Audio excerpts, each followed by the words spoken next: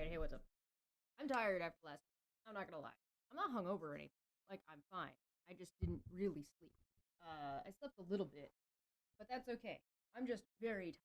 I was just up way too long, and if I stay up too long, I don't go to sleep. That's why Dapper gets missing from me and talks to me at about like 6 in the morning. Oh, I'm super quiet. Why is why? What? What? Hello. Hello. Hmm. Oh, I wonder why that happened. Hello. Hi. Hello. Hello there. How are you? Can you hear me now? Is that better? Hello. Hello. It should be good now. Hi. Hello. Wonderful. No, well, I wasn't planning on being there the whole time. And then I got coerced into staying the whole like 4 hours. It's okay though.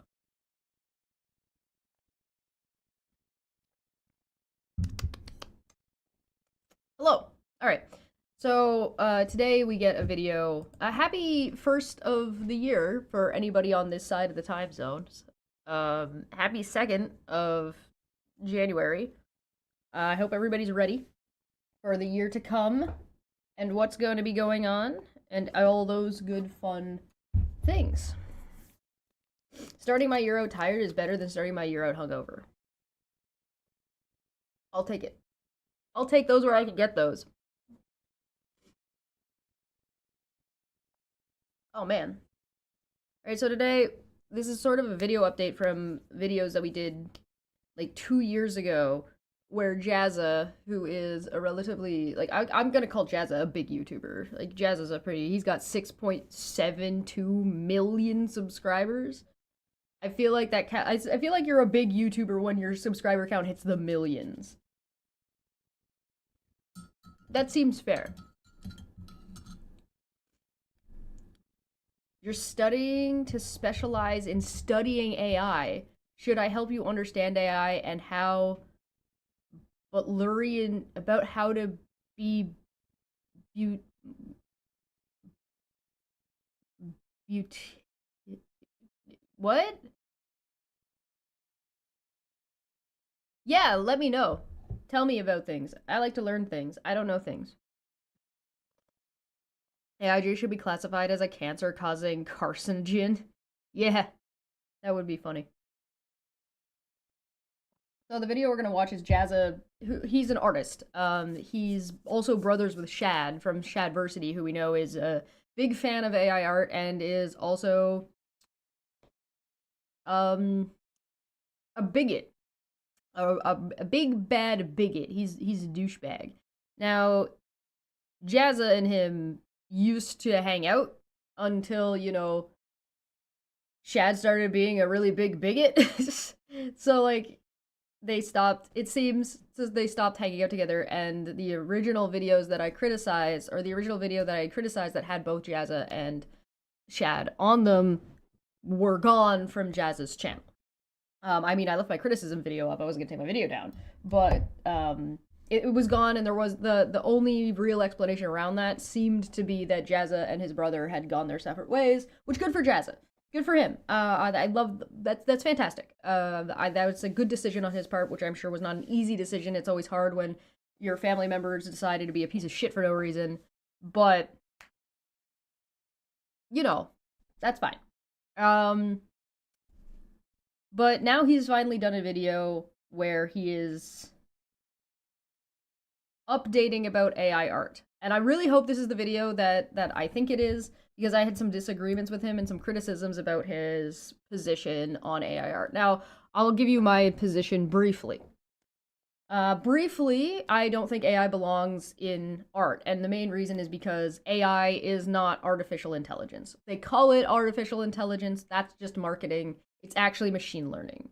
And it's not good at creativity. It's not, because what happens is what goes in the box, all you can ever get out of the box is a remashing of whatever is in the box. Right? There's a limit to what is in the box. And if you put bad shit in the box, bad shit is going to come out of the box. And if you put good shit in the box, sometimes bad shit is still going to come out of the box, right? So machine learning is very, very good at processing very, very large amounts of data and data points quickly, and then providing you like a spreadsheet, or providing you a graph, or providing you chunks of information to say like, this percentage showed this thing, right? And that's within the very, very limited space of the data that it's looking at. So if it's like, here's all the data of people's eye color, and here's all the data of people who have developed some kind of eye issue, what is there like a commonality between the eye color, and like, is there a causation or a correlation there? So like, and that data gets more and more and more complicated, which is fine. Things like genome sequencing, things that takes a lot of like manpower and processing power to do, all are helped by machine learning that can do some of those tasks faster than we can do them. And that's fine, well, good, fantastic. It does not belong in art. Art doesn't work like that. Art is not data points. You can do art with math, and math can be art, but yeah, protein folding is a really, really good example. You're not gonna get machine learning to do art. You might get an artificial intelligence once you hit like equilibrium, or the singularity. You might be able to have a robot doing art at that point, because then you have some kind of consciousness going on. AI is not artificial intelligence. It is machine learning, and machine learning is just not built to do art. It doesn't understand concepts. It doesn't understand context. It can't invent anything outside of the box that you put into it. Now, there is a secondary problem with this. Remember when I said bad information goes in the box and bad information comes out of the box? When you scrape the entire internet and put it in the box for images, you're gonna have some bad shit in there. Things like inaccurate anatomy. Things like purposefully inaccurate anatomy. You're gonna have a bad time. So the other problem is once you start using AI to make art, then the AI that's doing the scraping to make art by scraping art starts scraping its own art, and now it's just scraping its own garbage that was bad back into the box. So it ends up being like basically sewage water, because the water is just cycling. And like, yeah, maybe you had some clear water in there at some point that was drinkable, but you're scraping it and you're just recycling the same water without cleaning it, without repairing the box, without taking anything that's not supposed to be in that water out. So that water just ends up turning into like shit sludge. And so it's only gonna start putting out shit because it's just scraping its own garbage. Don't stick your dick in the pudding, is what I'm getting at. It doesn't belong in art. You can have tools in art that are useful. There are brushes and stamps and things in digital art that make things easier. Stencils are wonderful. Rulers are tools for art. AI is not one of them. Does that mean there can't be some kind of machine learning or number generating brushes in or some things that do like stabilization for your pen inside of like your Photoshop program? No, but that's not what we're talking about. So there are ways that things can be implemented where it's generating something, but it is not AI, it's not Midjourney, it's not that nonsense. So I'm not going to go over what my criticisms of Jazza were last time. Go and watch that video if you want. It's from 2 years ago. Just type AI art into my channel, you'll be able to see it. But let's go and see what Jazza has to say. I've wanted to talk about AI for a long time, and I haven't quite known how. My last attempt was unclear and dwelt very rigidly in the grey area. And in the months following the release of that video, I've come to realize and accept that there really isn't much of a place for a grey area in this conversation anymore. So I think that's actually pretty straightforward. I think that's yeah, there's not much of a gray area, not for AI in art.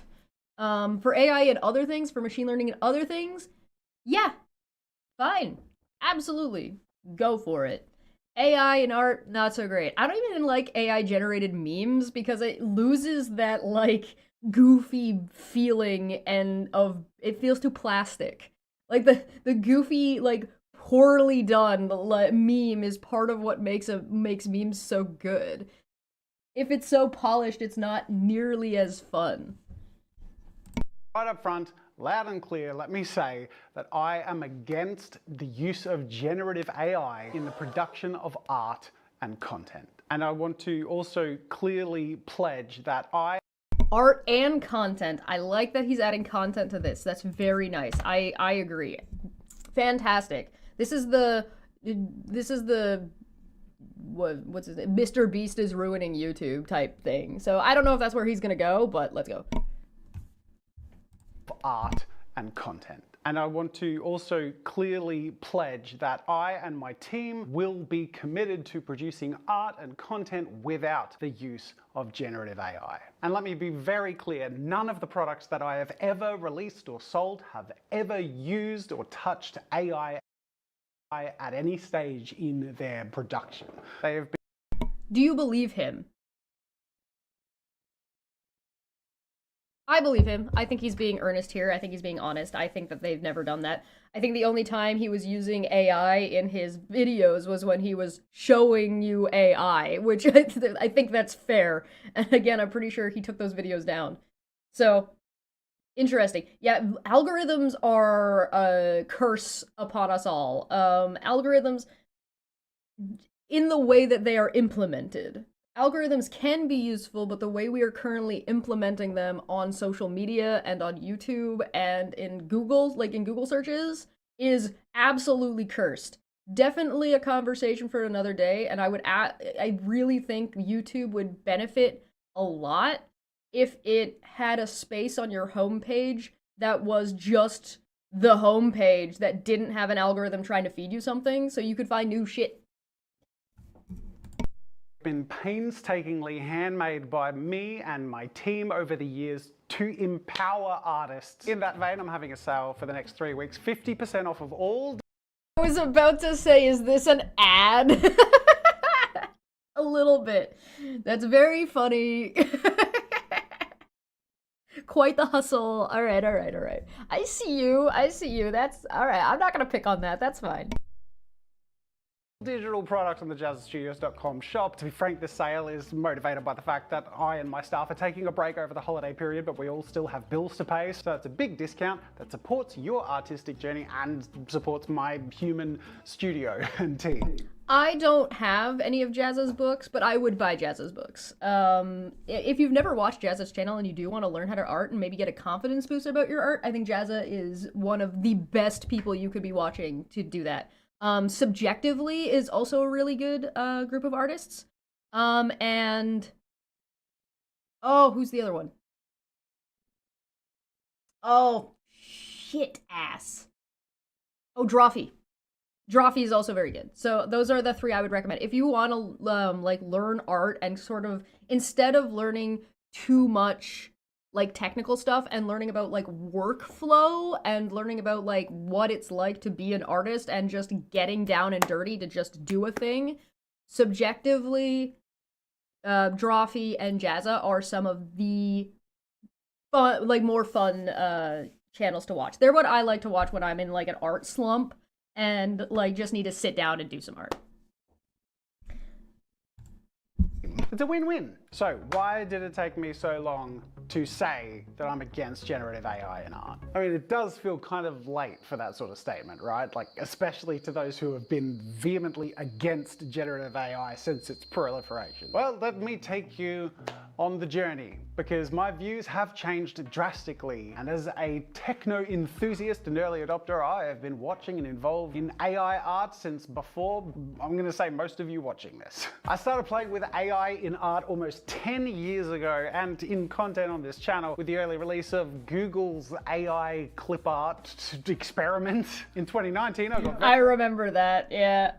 very excited and amused by what were essentially the capabilities of AI art tech demos, rudimentary and broken at best. And in the following years, I kept my eye on AI because I was really interested in this new intersection of art and technology. Then in 2022, DALL-E 2 came out, and that's when AI started to gain the attention of the wider public. It was still very rough around the edges, but at the time it really showed a lot of potential. This was the golden year of AI art, simply because the novelty was compelling, but it still wasn't good enough to feel threatening or make anyone uncomfortable. And later that year, ChatGPT released in November, and that sealed the deal. The Pandora's box of AI was open, and the conversation around AI and the ethics attached to it would become very complex very quickly. Now, all right, my only criticism so far, because I think this is a great timeline, and I think it's brief, perfect, straight to the point. My only criticism so far is that we haven't defined what AI is in this video yet. And I mean, we're only 3 minutes in, but I personally like to start with like defining what the hell we're talking about when we're talking about it.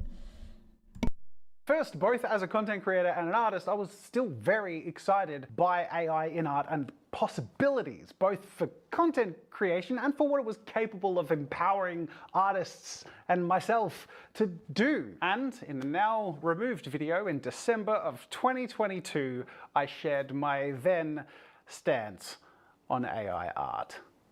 I bet he got a lot of hate, but this is, I believe this is the video that we had covered. This is hard to watch. So here's my current opinion. I believe AI... Oh my god, look at him in the corner. Listen, it's okay. It's okay. It's okay. It's okay to be wrong. Being wrong is part of life. We're not gonna lynch Jazza because we disagree with him about AI art. There are things to lynch people over for disagreeing on. AI art is not one of them. AI art is art. I believe AI art is intertwined with the future of art as a whole. I think it is meaningful and useful to use AI as an slow art pan machine, because art makes people think, makes people feel, and helps people talk about and engage about the human experience. I think it's safe to say I had a very different stance on AI then than I do now.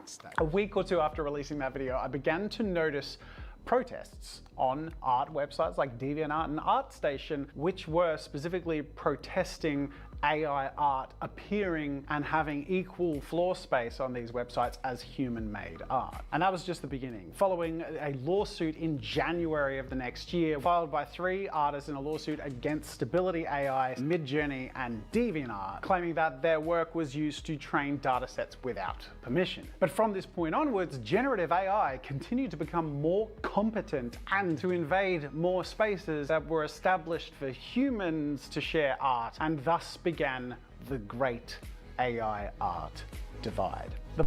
Yeah, you don't exactly need to make a space for machine learning to exist in competition. You know what I mean? It doesn't need to be a protected class, if you know what I mean. Maybe one day, maybe we'll get to far enough like transhumanism, cyborg stuff where that ends up being enough people that they get their own space to compete in, which I am absolutely pro transhumanism, cybernetics. Give me robot legs, man. Yes, absolutely. I want nanobots in my body yesterday. I'm all for that shit. I love that shit. I've looked at some of the transhumanism stuff before, a long time ago on this channel as well. I am all for that. You need something that helps your body run better and it's just a machine? Fine by me. That's great. You want to run and compete with legs that like not human legs anymore, and they're like, I don't know, Bowflex? I don't know what they're called. And it like lets you run. I think there should actually be a competition to be like, let some engineers and some athletes work together to be like, how fast can we make you go with these legs? I am all about that kind of shit. Should it be in the Olympics? Maybe not, but because, you know, it depends. That's a different kind of conversation. But like, just to be like, how fast can we make a human being run by giving them robot legs is absolutely fucking so cool. It's such a fun thing, like, and like extra super good hearing with like getting a brain implant. I'm not gonna let Elon Musk be the person putting that chip in my brain. Fuck that guy. But like, I'm not even totally against a chip in my brain. I mean, I probably don't want to be the first one to try it, but I'm all for that kind of shit. Oh my god, elevator legs? Wait, we should be able to do cool shit with it. Come on. Exosuits? Yeah, give me that. Bionic arm? Hell yeah. I'm all for that kind of shit. I'm sorry, Jazza, I got distracted. Go on. And white that I highlighted in my very grey video. Is training generative AI art models theft, or is it just super-powered learning? Can AI artists legitimately be considered to be artists, or are they just self-glorified text prompters? It quickly became clear to me that there were layers of this that I didn't yet understand, especially after having made such a clear stance on it, which is why I removed the video and decided that I wouldn't speak on it again or use AI in videos until I could confidently say something I believed in and I could know why. And that is a good idea. You should do those things. That's something that you should absolutely do. As far as like retracting a statement, coming out with a new stance on it and taking time to figure it out, this is probably one of the best versions I've seen of this happening on YouTube by a YouTube content creator. Most of the time when somebody does this, they fucking do something stupid. Chesh wants to be Inspector Gadget. You don't want to be Inspector Gadget? Why would you not want to be Inspector Gadget? years passed. Every month seemed to bring with it a new AI controversy or a shocking announcement of progress or a new model available. And with that, more and more examples that were proving to me that AI was not turning out to be the art elevating thing that I had envisioned it would be, but would instead embolden generative AI art apologists against their critics, as well as copious AI art apologists is such a fucking term. Oh man, I don't like that at all. He's not wrong, but I don't like that that's a thing. Thanks, I hate it.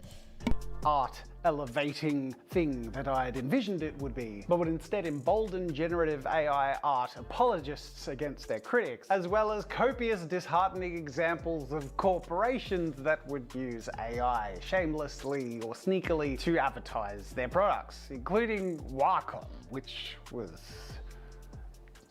so gross. Yeah, that was really bad. We talked about that on this channel. Wacom put out, it was so bad. It was so bad. On so many levels. And they make digital tablets for artists. What are you promoting here? Buy our tablets or don't use our tablets. You don't need to anymore. Oh my God. All of that brings me to today. My optimistic view was purely through the lens of my passion for the expansion of creative possibilities. But my opinions have changed over this long journey as I've learned more about how AI art is trained and generated, about the growing negative impact that this race for AI supremacy is having on the economy and the environment, as well as watching in horror as uncreative slop has infested and overtaken algorithms everywhere. There have been a few. Yeah, because it's so fast to generate, right? You can basically get a robot to generate a robot to post the thing. You write a whole script and just generate so much content that it floods the algorithm. The environmental issues are an issue that I didn't bring up. One of the other ones that I didn't talk about that he brought up was the scraping being theft. And yes, if you are using an artist's work without their permission to train your AI, you are stealing from them. And it's not stealing that's like justifiable, and it's also not stealing that is morally gray. You're just taking other people's shit. If you're okay with that, all right, but at least don't pretend you're not. Few hints about my shifting views on AI in a couple of recent videos, and now I find myself here when 3 years ago I was a vehement advocate for the acceptance of AI art as a tool for artists and the ongoing future of art as a whole. I no longer think or feel about these things the way that I used to, and I want to dive into that. Because AI is more prevalent than ever. There is no escaping it. The world's most valuable and powerful companies are betting all of their chips on this. And with the latest releases of image and video generation models, which as of recording this video are models like Veo 3, Sora 2, and Nano Banana 2, and so on, the impressive power of generative AI is indisputable. Its value and necessity, however, are disputable. And I want to dispute it. Also because I think... That's a good point. Nobody should be saying that AI can't get better, and nobody should be arguing that AI isn't impressive. It is definitively both of those things. That is definitively true.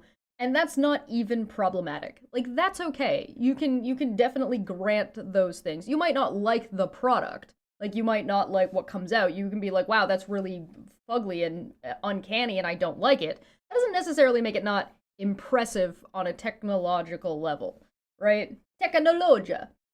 And that's fine. And AI will get better and better and better as we invest more and more money into it. I don't think that's a good idea from an economic standpoint, and I don't think it's a good idea for, like, a company to be doing something like that. I don't think that's a very good idea, but hey, who am I to tell really rich people how to use their fucking money to make bad decisions? I use my money to make bad decisions. And I'm sure you do too. I'm gonna take a look real quick at what Feline passed over here. What do we got? Oh no. What is this? Amazon backed Anthropic wins key ruling in AI copyright lawsuit filed by authors. Oh yeah. Federal judge in San Francisco ruled late on Monday that Anthropic's use of books without permission to train its artificial intelligence system was legal under U.S. copyright law, siding with tech companies on a pivotal question for the AI industry. U.S. District Judge William Alsup said Anthropic made fair use of books by writers Andrea Bartz, Charles Graeber, and Kirk Wallace Johnson to train its Claude large language model. The fact Claude, C-A-A-C-L-A-W. Alsup also said, however, that Anthropic's copying and storage of more than 7 million pirated books in a central library infringed on authors' copyrights and was not fair use. The judge has ordered a trial in December to determine how much Anthropic owes for its infringement. Yeah, so this is the other problem when it comes to AI, right? The law. And I know that there's like a little bit of US exceptionalism that's going to go on with this, where people are going to look at, well, what's happening in the United States and what goes on with the United States law to see what copyright is going to be the case.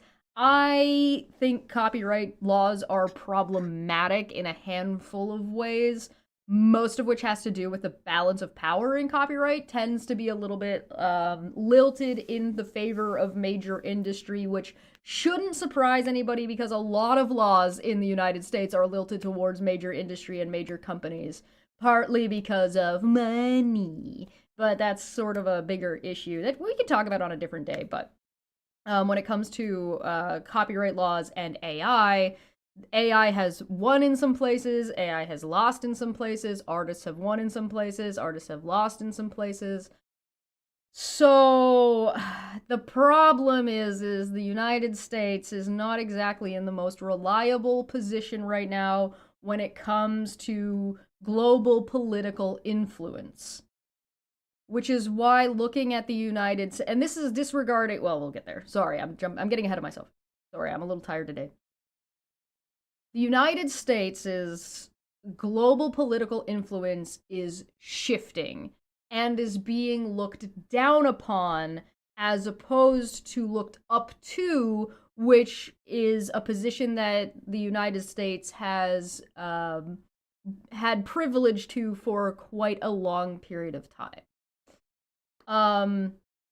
So, for example, copyright laws, right?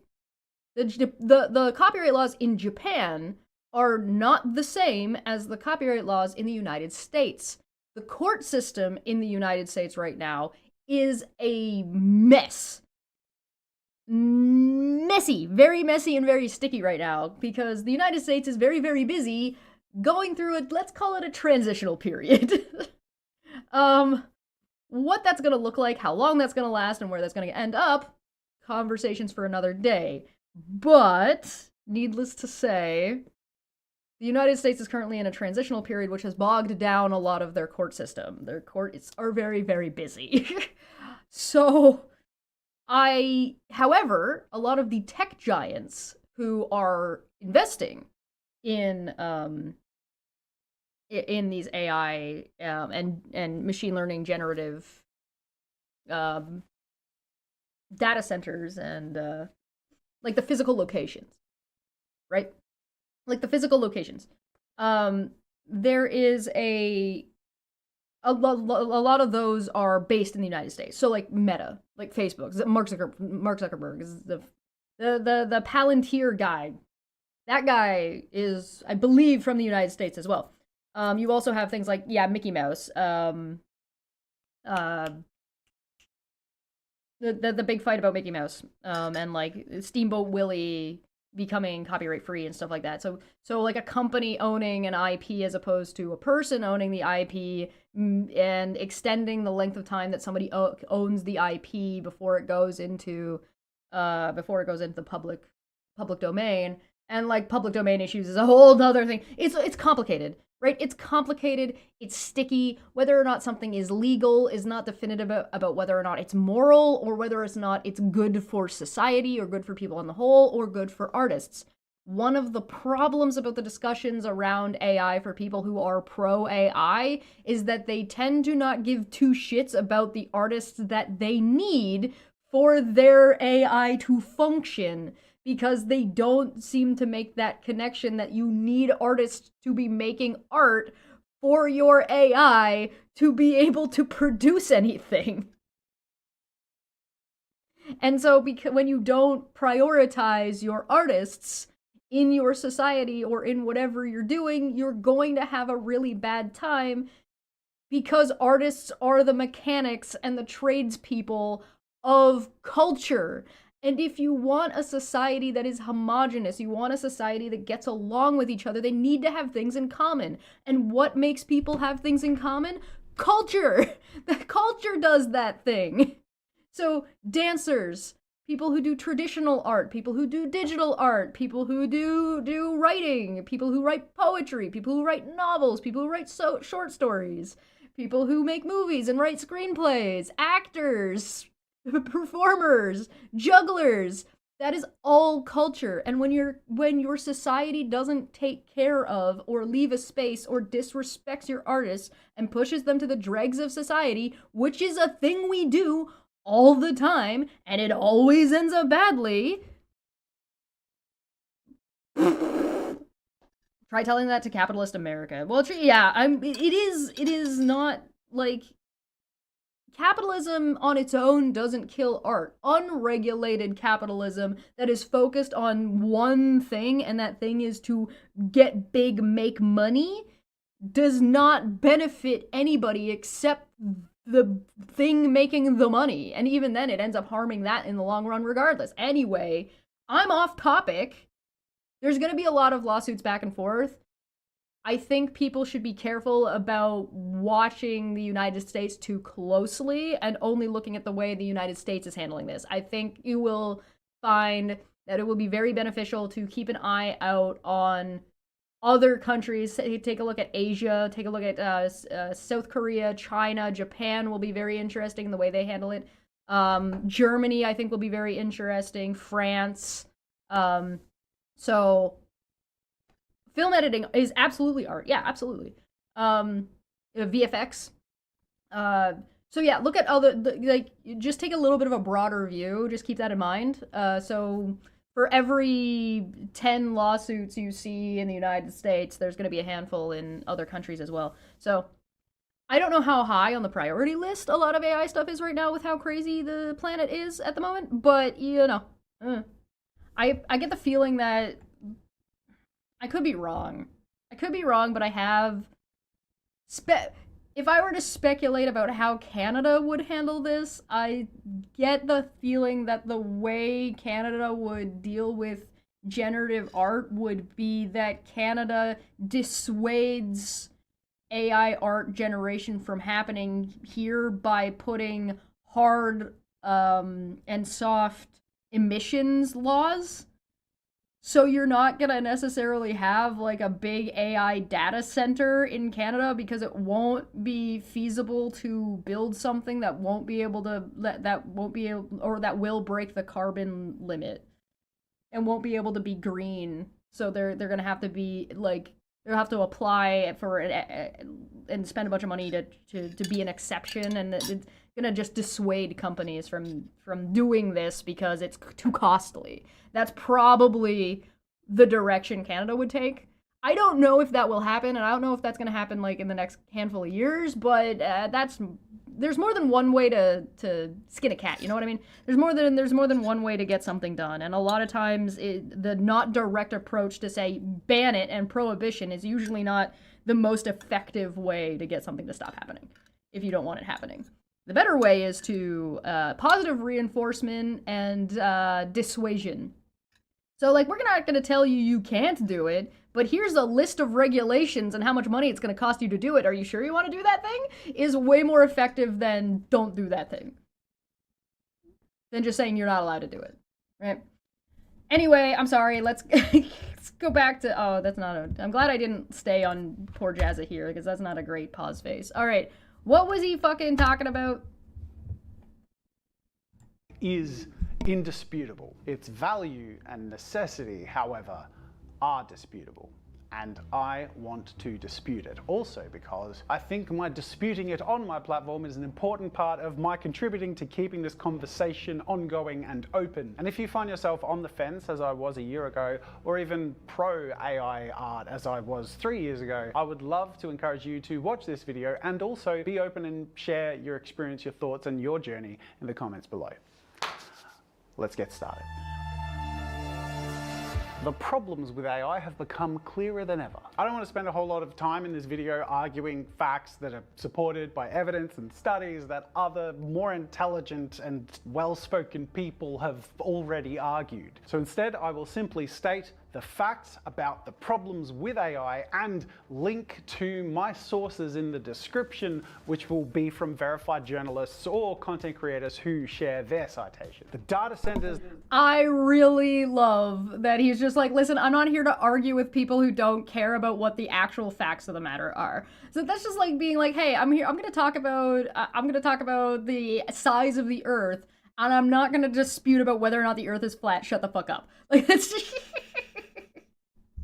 that we currently have, as well as the massive ones that have promised to be built that are required to empower AI and generative AI, are having a massive detrimental global impact on the environment and on local people's wellness and on the health of nearby populations. AI LLMs like ChatGPT pose potential risks to health and well-being of people that haven't properly been safeguarded against. Particularly the impacts on psychology are actually really interesting. Really interesting. I want to delve into that more on another day, because you'd be surprised, I think, about... I mean, you remember back in the day when like Facebook started and Twitter was like new, and people were like, oh, look at the weird crazy effects that it's having on teenagers, and now all the teenagers are grown up and we're all jaded motherfuckers. But like some of those studies were a little bit like outrageous. And that tends to be a thing that happens. But part of the problem with generative AI is that it is a little bit predatory in its implementation. And that doesn't mean that the AI itself is coming to get you. I'm not saying the AI has the intention. I'm saying that AI is very easily manipulated and is a tool that lends itself easily to abuse. And that doesn't, again, I'm not saying prohibition about it. I'm not saying like, that doesn't mean turn it off and never turn it back on again. Right? That's not what that means. It just means that's something we need to be aware of and safeguard against. Mental and psychological safety of youths, which is exacerbated by increased cost of health insurance, psychological therapy, medication, and treatment, which has led...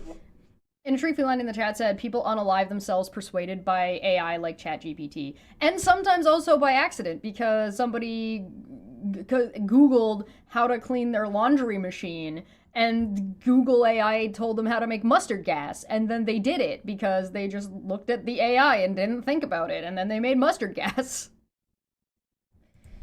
Led to a number of growing cases of what's become known as AI psychosis. Now, if you're looking for articles and studies, they're linked in the description. There's a more entertaining perspective on it provided by Eddie Burback, which, while through a comedic lens, does really effectively highlight risks of confirmation bias and psychosis in AI. Leaning on... I don't know if somebody actually ended up doing that and dying. That was just what Google AI was telling people to do. Somebody must have done it, right? I don't know if somebody actually did it or not.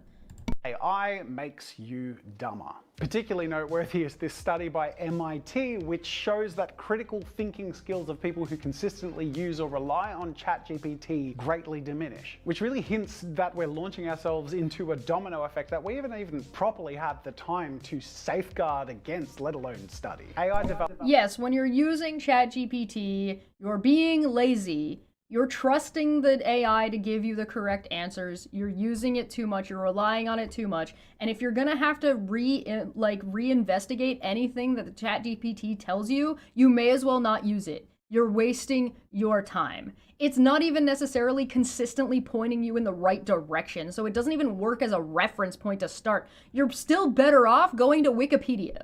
Like, you're still better off starting with Wikipedia and being like, all right, well, this is giving me a general overview, and now I want to fucking actually learn about this thing. Then you can go to the bottom and find the citations. Just using ChatGPT to find your answers is being intellectually lazy, and you're wasting your time. Development is being driven by corporate greed and is being produced largely without guardrails. AI models are created through the theft of human artwork that it's built on, and at the cost of the ability for humans to flourish in the fields of that work. AI in art, journalism, or video content is fundamentally based on... Oh, journalism wasn't something I mentioned. That's a really good point. Journalism and is, oh my God, it's flooded with so much AI shit. It's so bad. It's so fucking bad. And it's such a, again, we're back to, it's not that you can't use fucking machine learning where it belongs. Journalism is not where it belongs. Holy fuck shit ass. Oh! The same reason why journalists and people who write the news shouldn't be fucking influencers. That's two different jobs that should not be intersecting very often. Like, that's not what you should be doing. Stop doing that. Yeah, like if you're reading, fake Reddit stories, at least when you're reading fake Reddit stories, you're not going to Reddit to assume that the stories you're reading are fucking actually real. But if I open the New York Times and I'm looking for a story or I'm trying to find data, it just muddies the water so badly as if the water wasn't already fucking sewage to begin with. Like, as if things weren't already unclear and journalism hadn't already, like, skidded backwards in the first place. Fair and balanced bullshit. And then, oh my God. Thank you, Jazza, for bringing up journalism. That is a yes. that work. AI in art, journalism, or video content is fundamentally based on theft and problematic to the future of these industries. And now we're in a position where AI has flooded most content platforms, many product categories, and information resources, removing opportunities and dividing the economy to favor poor fabrications with capital incentive over independent studios with higher costs and who built the marketplace, which its imposters are standing on the shoulders of. And a lot of these problems applied to the broader definition of That's actually a really well phrased way to put that. publicly accessible AI. But I want to keep this video and the conversation I want to have more focused on generative AI for image, video, audio, and text in terms of content creation. And to keep me from going too far off the rails, I'm going to do this by engaging in a debate with myself 3 years ago. As if I'm responding to my Oh my god, what a smart way to do this.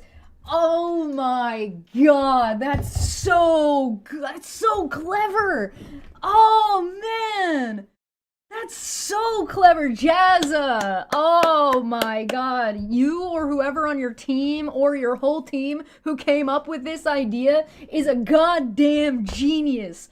This is the best video I have ever watched where someone is changing their opinion about something in a way that doesn't sound whiny. It doesn't sound like it needs a ukulele. It's not an apology video. Like, he's not saying he's sorry. He's saying he was wrong. And then he wants to correct it and change his opinion, and he took a bunch of time, did a bunch of research. This is so smart. God. Well done. I'm so glad I'm starting my year off with something that's not gonna give me an aneurysm.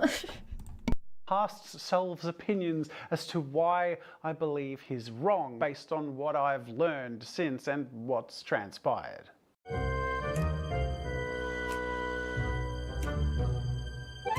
I believe AI art is art because humans are using it and because it is referencing humans. It is built by humans, it is examining and referencing humans, and it is in the hands of humans to use. No, me from the past, AI is not built by human artists. It's built by software engineers and coders who are largely employed by corporations that are motivated by market competition and capital investments. And at the end of the day... Yeah, that's a really good distinction. Being built by humans doesn't mean it's the right humans building it. Right? It's the same, it's the difference between getting a Disney film that is made for profit and a Disney film that is made for creative creative purposes. Right? Or it doesn't have to be Disney, any movie. You watch a movie that is driven by corporate and driven by suits versus driven by artists, writers, and actors and directors, and you're gonna see the intersection and the problem, right?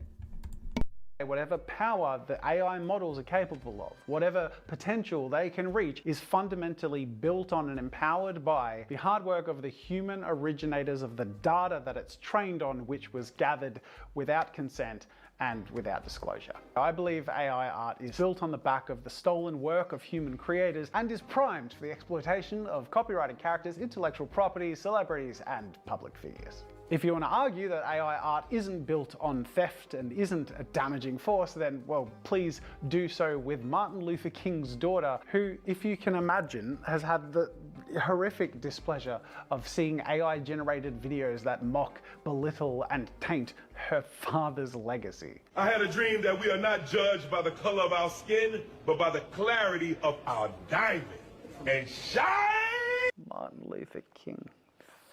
Even if you can somehow convince her, you'll be hard-pressed to convince the plaintiffs of major lawsuits, both settled and ongoing, centered around the endless plagiarism enabled by these models. But regardless of whether or not AI art is built on theft, can it still be called art? Be valued as art? Is an AI artist truly an artist? Because they argue that their input shaped the outcome, therefore they are the artists. This misses a pretty fundamental point about art, which is also pretty hard to encapsulate or represent. Because art isn't art because it has achieved a certain technical outcome. It's art because it's a reflection of us. It pushes our own... It's about experience. Not only your experience before you started the art, but your experience in creating the art itself. The output of the art is partly like the least important part, to the artist outside of, you know, money, like survivability, right? That the journey or like the process of making the art is almost more important than the art that ends up coming out itself. And that's like the value and where that value lies. Of course, that depends on like the type of art you're doing. But if you're a dancer, for example, and you're a performer, your process of developing choreography, practice, and learning gets you so much experience as opposed to the final product, which then everyone else gets to experience, right? So everyone else is getting an experience that's valuable to them, but you got your experience from the creation of whatever you're making yourself. If you make a YouTube video, that process of finding your topic, figuring out what you feel about your topic and what you think about your topic, learning about your topic, laying it out, writing it out, figuring out what you want to do, recording, editing, and then finally being at the point where you're ready to hit that fucking publish button. Everything that happens after that publish button starts being, this is like the death of the author, that starts being everybody else. Your experience in that creative process is what you've learned between point A and point B. And that's a part of the creation that you just don't get when you're doing AI. Abilities, our own confidence. It allows us to connect to one another and to a deeper level than we can do without art. Art is valuable because we as humans value the humanity in the story of art. The journey innate in the art and everything that went into making it, that led to it being made, and why. I'm going to illustrate with an example from my own experience. Now, I make a lot of content. It's my job, but also at my core, I'm an artist. So my motivation is to create things that I'm passionate about in the videos I produce. At every possible opportunity, I try and incorporate art and my passion and motivations into my content. But on very rare occasions, I make art that I don't make for YouTube views or subscribers. Earlier this year, I spent weeks on an oil painting for my wife's birthday. It's a recreation of one of her favorite photos of her favorite horse in a sweet moment interacting with our son. I didn't film creating this piece because that wasn't my motivation. My motivation was to create something that I knew I would be proud to give her, and in which I could push myself to the limits of my personal abilities to give my wife something that she loves. That's harder than it sounds because I have painted a painting for her before. I did try and hit two birds with one stone, admittedly, and make content with it too. This is about like 8, 9, 12 years ago. She was honest enough to tell me that she didn't really like it. She's a straight shooter. She's an honest critic. Hey, do you want to come check this out? My wife has stepped in. Tell me if they look similar. That's pretty good. Not bad? That's pretty How's that good, review? especially for your oil painting skills, which are mediocre at best. Based Jazz's wife. The point is, I really wanted her to like this painting. I poured my heart into it and I stayed up late and I fought for time to work on it, and when she saw it, she wept with joy. Oh, she cried. Not just because she considered it to be technically good, but because she knew that I put everything into it. She knew that it was the best painting I had ever made, and I made it for an audience of one. I made it for her and about something that I knew she cared about, and she knew I cared about making it my absolute best. She knows how little time I have outside of work, and whatever time I do have, I usually dedicate to our family. So she knew I would have had to work my guts out to make something just for her. Here's the same photo recreated artistically through various AI models. The results vary in technical output and stylistic interpretation. Some people might consider some of these better than the one I made. But are they art? No, I cannot. They are definitively not better. Like, I think you could objectively say, like, that one is not better than the other. Like, Jazza's is better overall.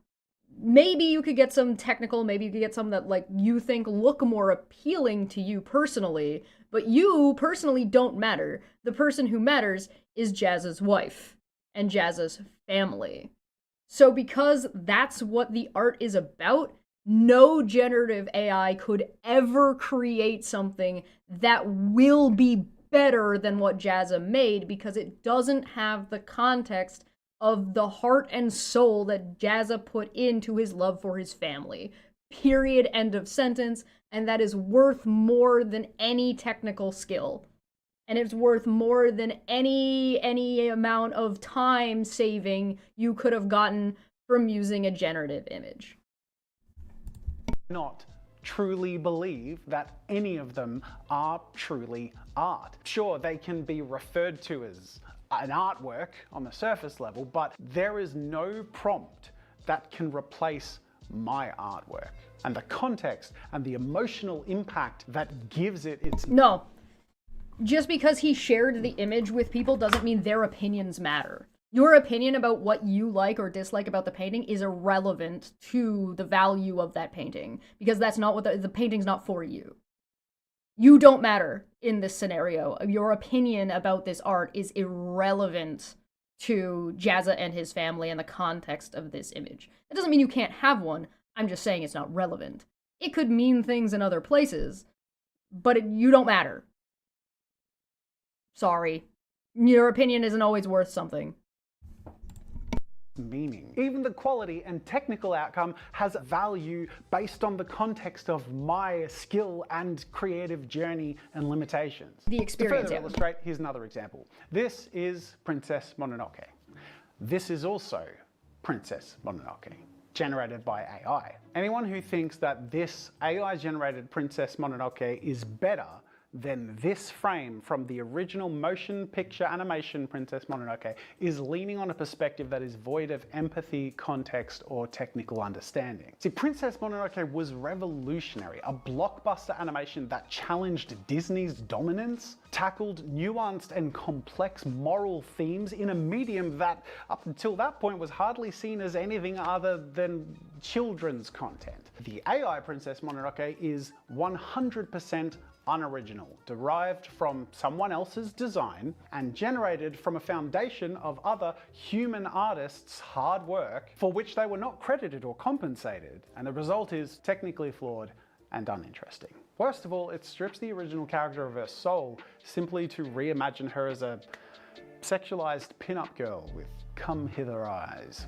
A comparison like this completely misses the point of art and ignores the context of a single frame out of over 144,000 hand-drawn and hand-colored frames of animation cells that make up the whole piece of art, which is Princess Mononoke, the revolutionary animated film, which must also be appreciated within the context of the limitations and the era in which it was created, for the same reason that this and this and this must always be considered groundbreaking, not because of how the outcome compares to what you can fart out in your spare time on Midjourney or Sora 2, but because of the genuine revolutionary impact these artworks have had on art and technology and society as a whole. You mean the experience and the actual creative process of adding new things to the box, which the AI cannot do because the AI can only spit out things that are already in the box. It's the creativity. Producing AI art no more makes you an artist than playing Call of Duty makes you a soldier. Something is missing. And after all that, if you still disagree, I'll just point out that AI agrees with me. This is Google's AI definition of what art is. Art is the expression or application of human creative skill and imagination, typically in a visual form such as painting or sculpture, producing works to be appreciated primarily for their beauty or emotional power. And based on good point. That definition and the previous examples that I provided, I hope it's clear to you now why I believe that AI art is not art. Some of these lines that he's written are fucking fire. Holy! I'm so happy this is the video I was hoping it was going to be, because I was worried that it wasn't going to be, and so far I am incredibly pleased with its update. I am way more excited, not because he agrees with me, but because I think he's engaging with the topic and the discussion in a way better way than he was the last time we talked about this. I am very impressed. This is a fantastic video. I'm gonna take a quick break before we jump into the next one, so I'll be right back. I'm gonna get more tea.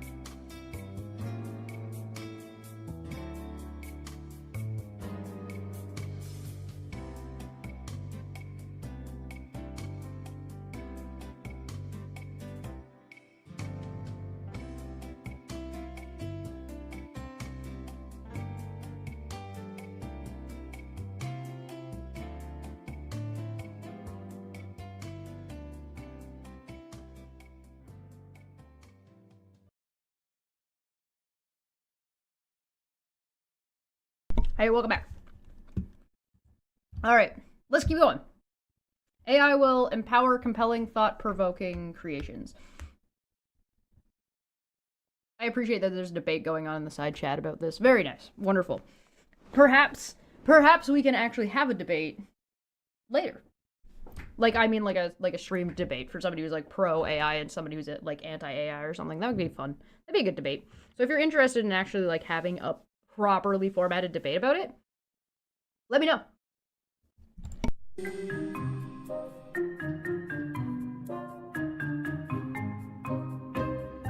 Just because a majority of uses of this will be people giggling and going on DALL-E 2 or Stable Diffusion and writing a hot dog wearing a mustache in a stadium doesn't mean that people won't be creating really compelling, thought-provoking, or inspiring things. Oh God, this one aged poorly. I have yet to see a single piece of genuinely compelling or inspiring AI content, let alone art.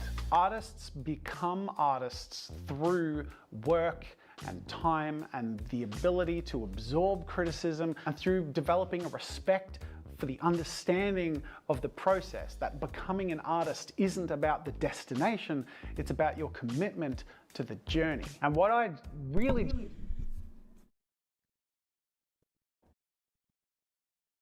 Yeah. It's hard to be compelling when you're basically just typing a Google search.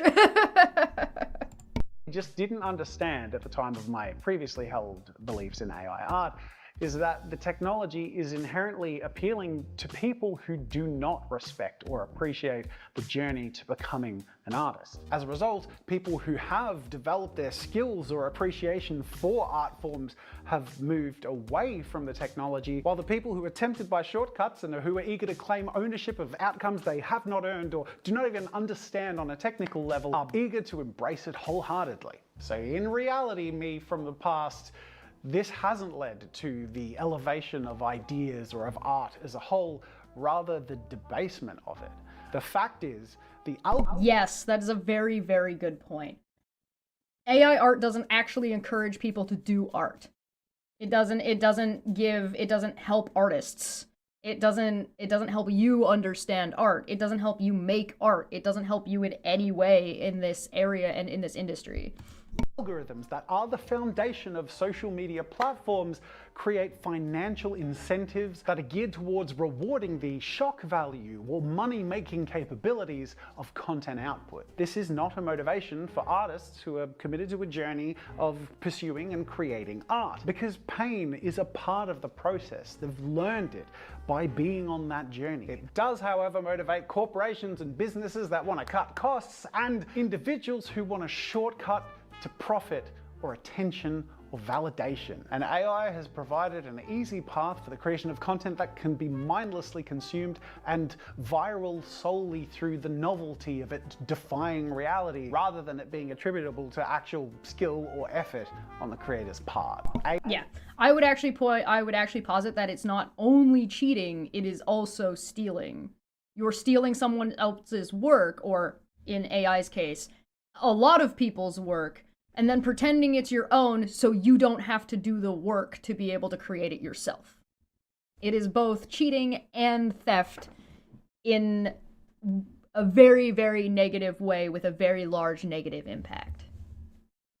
Yeah, and potential work. Yeah, absolutely, Feline. Yeah, absolutely. You're also robbing from yourself. If you want to do art, then you're doing yourself no favors by stealing art from other people and re-scrambling it and then pretending it's your own, right? You're robbing yourself from being able to learn. You're robbing yourself from the experience. So AI content, now widely referred to as slop, is neither compelling nor inspiring. And now you, viewer of art, don't get to consume and enjoy art that you otherwise would have because the AI has flooded the zone, right? The gorilla vlogs, the knives cutting incomprehensible objects, it's all tuned towards brainless novelty and content consumption purely for its own sake. Low-hanging fruit created and designed to trigger the dopamine to keep you watching, and for no other reason. In the early days of AI art, which is a Was that a clementine, baby? year or two ago, reaction to AI generated art and images had a wow factor that was always going to be temporary. Now the novelty's worn off, and what's left isn't the result of people using this technology to push the envelope or inspire or elevate art. On the contrary, it's cultivated a kind of widespread skepticism. And now human artists are faced with two challenges: to cultivate their craft and share their work in a world already oversaturated with content and now slop, and to justify and prove that they actually made it. A task that is becoming harder and harder every day. It also creates Getting stolen from and shit on by people doing AI art. Yeah, no, that's a fair fucking complaint. It was a darling clementine. It's a landscape that serves to disincentivize people from starting a creative journey, because I took an art hiatus. I've barely posted or made any art this year because it's so disenfranchising. It's such a bad space. The space is so negative and it's so over fucking whelming by how exhausting it is. As if artists were already not put in a bad place. For a lot of reasons, but as if artists weren't already put in a bad place to begin with.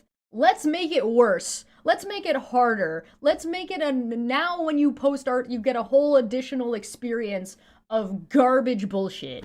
Yay! Whoa. Art is pain. Wow. Yeah, no. if this is where it leads, who cares? Like, why try? And by elevating technical outcome as the be-all and end-all, we diminish the journey and the beauty in flawed and imperfect creations that are a necessary part of that journey. So now great and noteworthy art is vastly in the minority and is seen with a level of suspicion that devalues art because of AI. While I was writing this video, I heard someone in the next room say they assume everything is AI unless it's provable that it's not. I experienced— Right, exactly. And that's the way people are consuming art and consuming television and consuming music and consuming performances in video or audio format have to make that assumption. Like, this is the same reason why I am now being like, hey, anything that's purple is suspect to lavender until proven otherwise. But it's on such an insane scale, and that is so dangerous and problematic, and again, makes the space so muddy and so vitriolic and so problematic that it's just like, why are we here? Why are we here? Why are we wasting our time? So what does society do? Does society just stop making art? Do artists stop making art? Do artists stop existing in the general public space? For some of us, yeah, some artists just stopped. Some artists have just decided, you know what? It's not worth it. I'm done. I can't deal with this anymore. They might still make art at home, but you're never going to see it. This myself with shocking, disgusting realization when I saw the trailer to the upcoming film Wildwood. Because this very opening frame, just this split second when I was flicking through TikTok, my brain went, ugh, AI. And I could have kept scrolling. But if I did, I would have missed something really special, because what actually proceeded to play before me was one of the most inspiring displays of craft and artistry I'd ever seen. Go watch the trailer to Wildwood. It's f***ing amazing. It looks so good, and it makes me really want to try stop motion to a more ambitious extent. At the end of watching the whole trailer, which thank God I stayed to watch, I was like, oh, good. There are still craftspeople out there. But it broke my heart that my gut reaction to the split-second first moment of seeing it was of a lack of trust, was of skepticism. And that alone is harmful to art and creators. In short, I now believe that generative AI does not empower art or people's creative journeys. Rather, it's largely acting as a poison to it. Yes, absolutely. I know, I agree with this point. Feline in the chat asked, how do I prevent from watching AI slop on, say, shorts when scrolling, or a YouTube vid? I don't have an answer. It's you can't. Only scroll, you can't. The only way to really avoid that is to be watching only the people you already know and trust, or investigating a new channel. So you almost can't use the algorithm to come across anything new anymore. So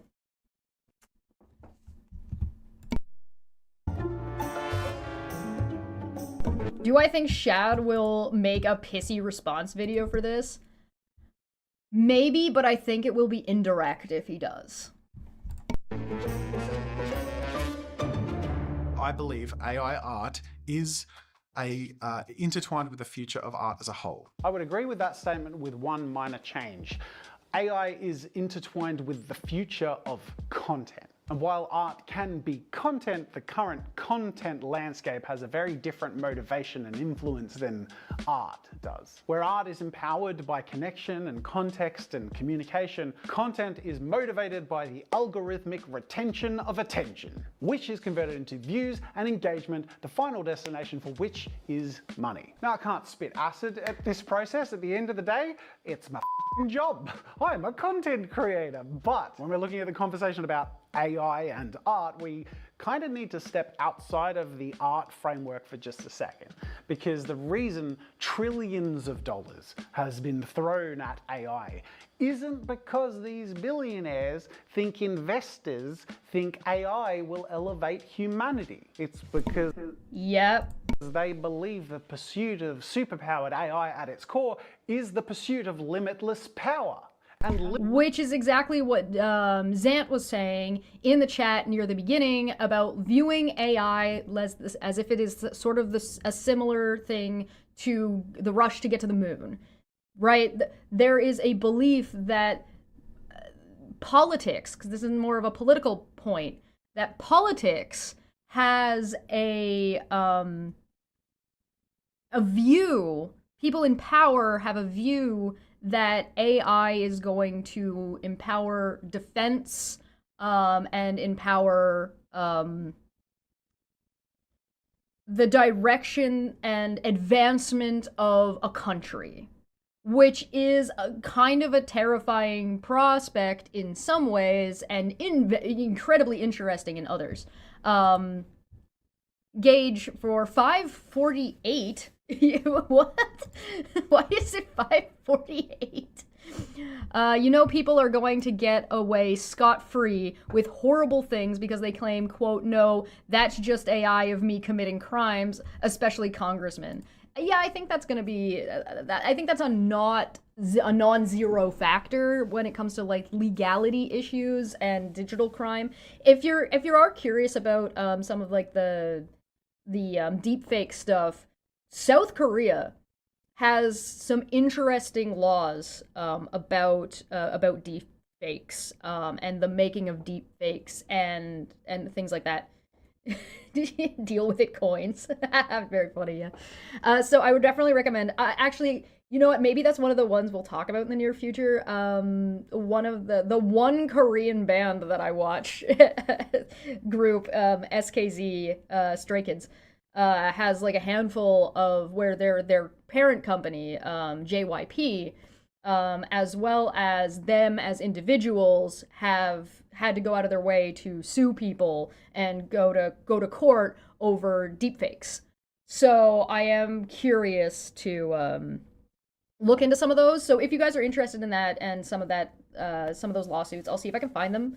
It might help if we end up learning Korean. I'm gonna start by trying to translate Korean legal documents. That's so cursed. I'll see if I can find them in English, maybe. But if that's something you're interested in, please let me know. I'm curious. I've only seen like some of the news articles. I haven't seen any of like the actual documentation or like dived into it too deeply yet. But I think that would definitely be worth some time.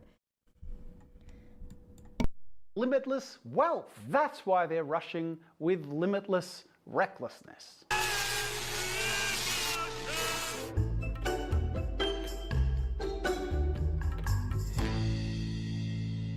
I think it is meaningful and useful to use AI as an art making machine because art makes people think, makes people feel, and helps people talk about and engage about the human experience.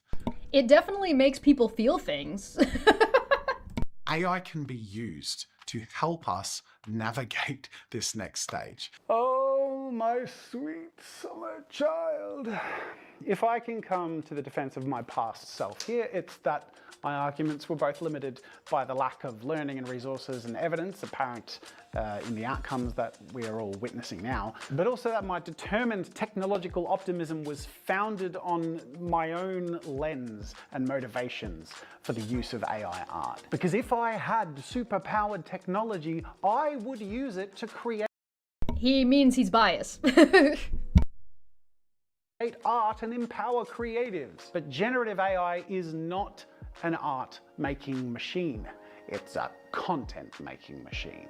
And as we've covered, the kinds of people interested in using a content-making machines aren't typically artists, and what they produce generally can't rightly be called art. So who is this content-making? Yeah, it's not valuable to artists. As he went over, the value that an artist gets out of making content is the process of making the content and the monetary value and the speed at which an AI can generate nonsense, because the output doesn't matter in that case. It's just about flooding the zone to make as much money as possible, with complete disregard for anyone and anything. Again, we're back to the problems of unregulated late-stage capitalism. Again, not to say that I think capitalism is inherently bad. Capitalism is fine, but you need to do capitalism correctly. It can't just be all willy-nilly. Machine for? Who does it benefit, if not artists? Well, surely content creators. Well, to a limited and short-term degree, yes. It cuts the time and capital expenditure that might be spent on artists. But even if you don't care about paying or crediting artists or even the quality of your output, content creators who lean and participate in the proliferation of AI are killing their own future without knowing it by flooding platforms and fatiguing viewers with slop that, in the end, even their AI content will drown in the noise of. So if generative AI isn't for artists and it isn't actually really in content for creators in the long term, who is it for? Billionaires and corporations. The big sell for corporations, of course, is cost cutting. You get to spend less on humans who you lean on to create your products and services. And we see McDonald's and Coca-Cola leaping as soon as possible to create vast ad campaigns leaning on generative AI. Artists like Taylor Swift leaning on generative AI to promote her latest album. And the irony is insane when, at the end of the day, these are the people that can most afford to pay artists. AI in its current state is built on greed. on capitalism. And capitalism doesn't care about people, let alone art. It cares about capital. My favorite comparison of AI is from Mary Making Noise on TikTok, who put it simply, and some of you want to act like children. Let me put this in a way you might understand. AI is a need. It's being sold to you as this magical tool that can do anything, when in reality, it's a piece of junk that is ruining everything good and natural about the world. If you don't understand this reference, I highly recommend doing yourself a favor and reading The Lorax by Dr. Seuss, but replace the word "thneed" with AI content. It's a perfect comparison. That is a really good comparison. I actually really like that. So we're about to see a massive overhaul, and I think it's really important that we talk about it, that we're really open-minded and earnest and honest, but I believe also it's really important that we're optimistic and that we work towards the good of humanity. Finally, something I still agree with.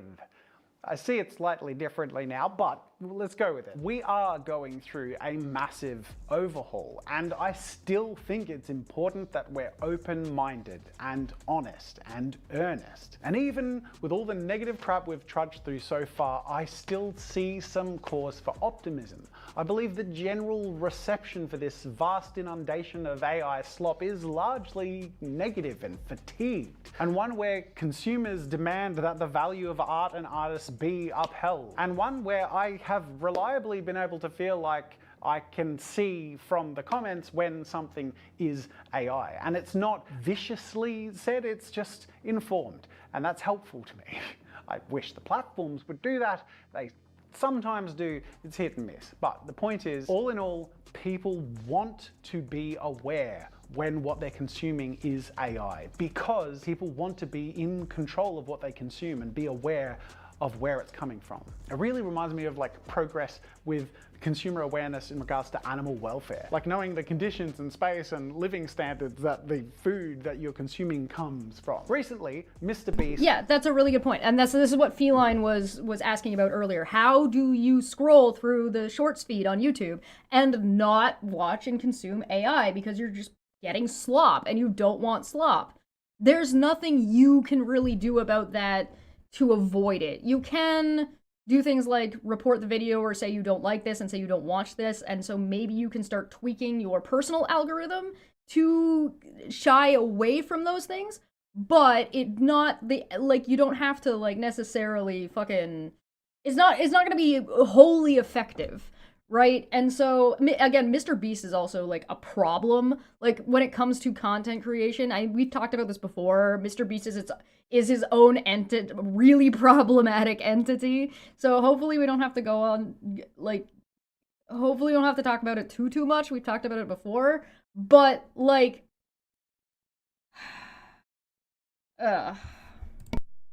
launched his own platform upon which he had an AI YouTube thumbnail generation tool. And this was met with immediate and firm backlash. People voiced their frustration at the fact that this tool would take away human work that could do a better job of this, and also that, frankly, the outcome would, if successful, just continue to fill their platform with more of the same slop, just in thumbnail form. And it was this public's response which caused Mr. Beast to disable this AI tool and publicly acknowledge that the tool was fundamentally hurtful to creators as a whole. That's a good outcome that was achieved by the response from a cultural understanding and agreement that has developed from people who were jointly fatigued by the unrelenting proliferation of AI slop in their content feeds. This and other examples like it show that if there are enough people who want to limit the ever-grasping reach of AI, that we can push back with some degree of success. So far, yes. For now. I'm not terribly optimistic about it, but artificial intelligence will evolve to be no less than the next phase of humanity. I agree. AI will definitely define our next phase of humanity. The outcome is unknown, and it will likely take place over a roller coaster of events, including possible complete economic collapse, if, of course, AI is the bubble that many experts say it is. So, I'm not optimistic or trusting by default anymore, but I believe in being open-minded now as much as I did 3 years ago, and I think it's clear that I meant it when I said that I believed in being open-minded, because, well, I changed my mind. Which means if I'm no longer for generative AI and I am in fact against it, then I must ask, what would it take for me to once again change my mind and be open to being for it? Well, I want to give you guys a chance to answer that question. What would have to change about AI for you to have a positive view about it? Actually, I'm also going to put a poll up and ask you guys, are you for or against AI? And I mean specifically AI art, like generative AI art, things like Midjourney, things like that type of, like ChatGPT, those types of AI art. So I'm not speculating about future possibilities of what AI art could look like or will look like, what you think it will look like in the future. I'm saying, like, with what we're working with now, are you for or against the current implementation?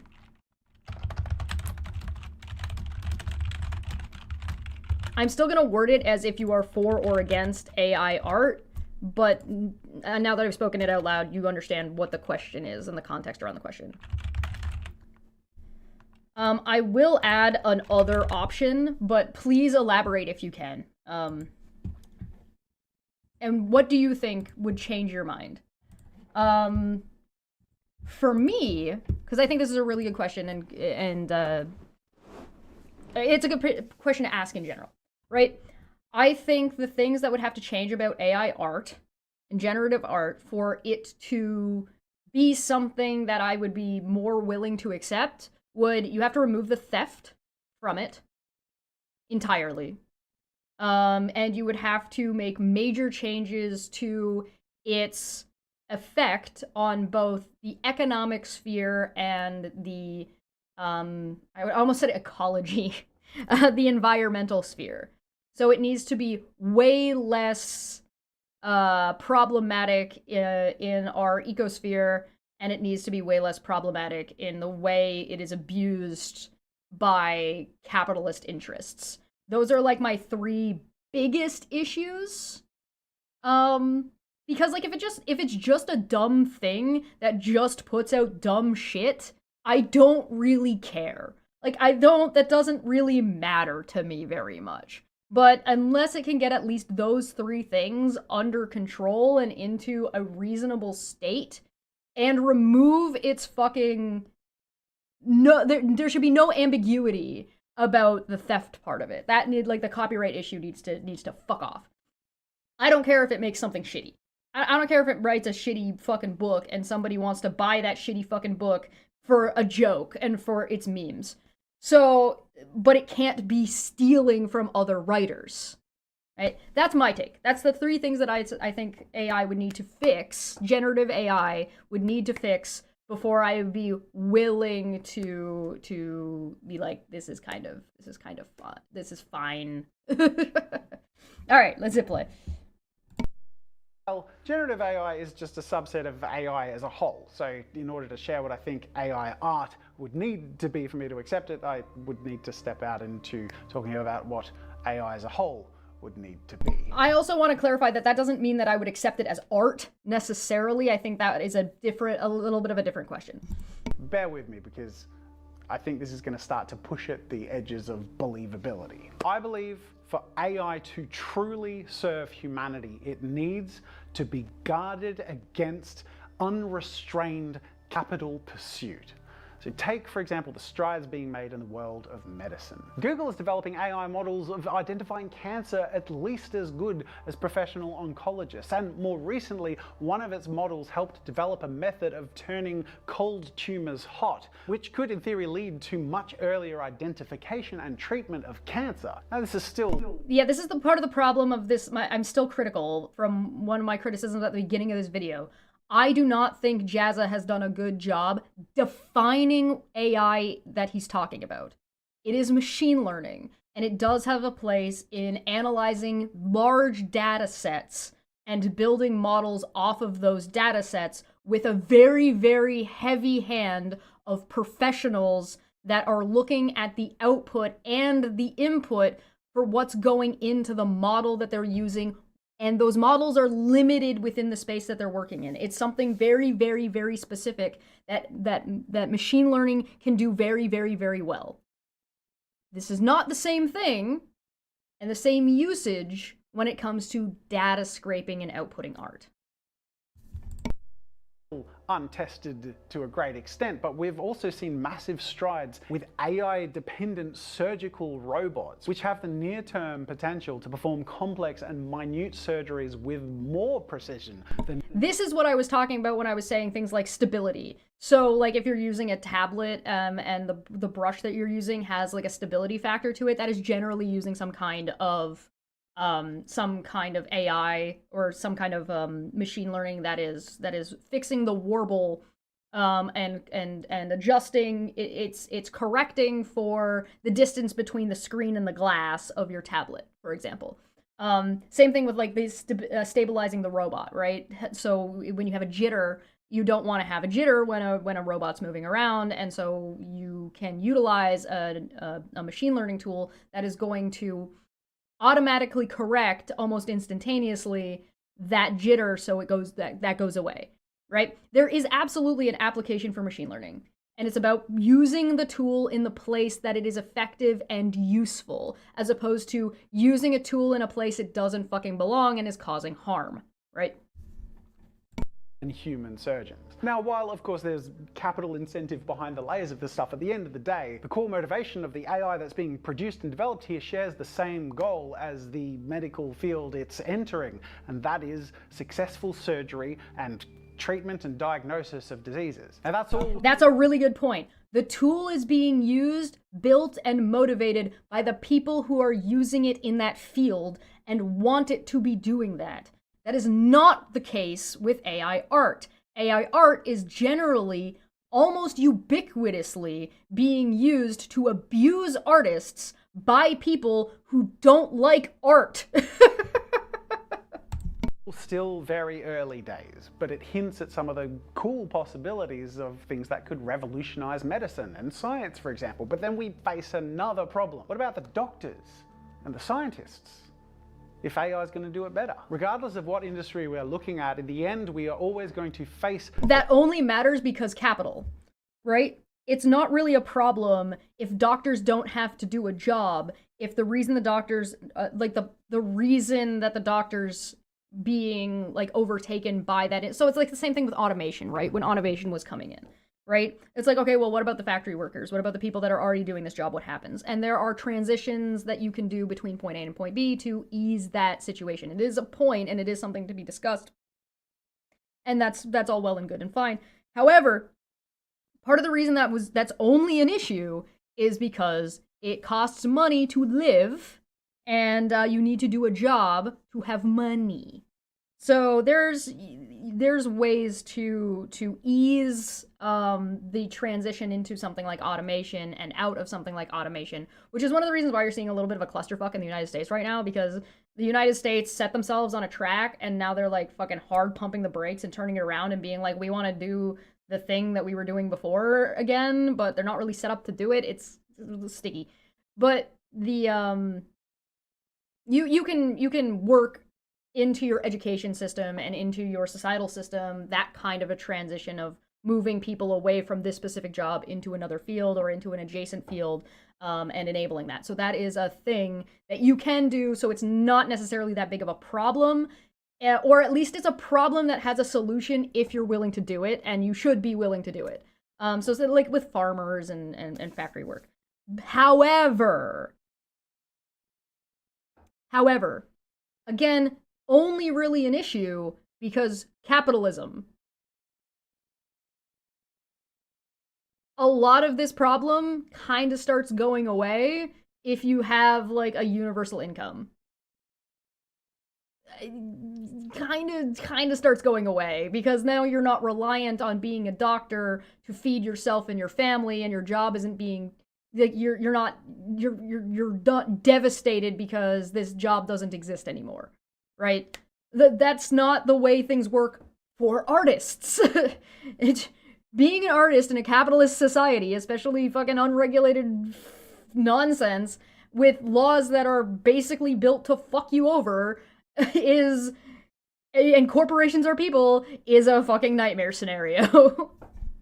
The problematic payoff of the promise of AI. If AI can replace all human labor, then income simply cannot be tied to human labor for its value. Exactly. Even the most ardent capitalist will eventually have to face the problem of AI empowering late-stage capitalism. And that is, once you've cut all your expenses and replaced all your workers, how are people going to afford your products? Because they... Yes, exactly. It is a self-defeating system. Replaced all your workers, how are people going to afford your products?